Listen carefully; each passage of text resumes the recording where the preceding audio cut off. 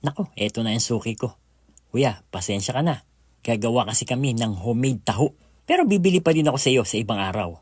Ang bidyong ito ay inihahandog o inaalay namin sa ating mga OFW na namimiss na ang taho ng Pilipinas. Gawa na lang tayo. Homemade taho na napakadali lang pala. Let's get it on. Magpakulo muna tayo ng tubig. At syempre, lulutuin natin dyan yung ating sago. Para sa sagong maliliit, papakuluan natin ito ng 10 minutes. After 10 minutes na umukulo, patayin ang apoy, takpan, hayaan pang maluto. Meron tayong 2 bote ng soy milk na ating ilalagay sa ating pagpapakuluan. Maglalagay tayo dito ng jelly powder. Ito yung ginagamit natin sa paggawa ng gulaman. Haluin hanggang sa matunaw itong jelly powder. Pagkatapos saka natin bubuksan yung ating apoy into medium to low heat.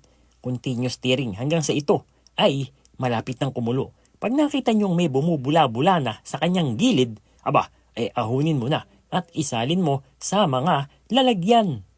Eto pang isa, tutusukin mo yung mga bula na nandidiyan. Ito ay para ma-achieve natin yung makinis na texture ng ating taho. Hintayin natin itong lumamig. Tatakpan natin ito at ilalagay natin sa ating fridge o refrigerator for about 30 minutes hanggang sa ito ay mag-set o kumpletuhin nyo na ng 1 oras para ito ay talagang malamig na. Yung bang pagsiserve natin ay buong-buo na ito. Although ang gusto natin sa taho ay yung mainit, hindi ba?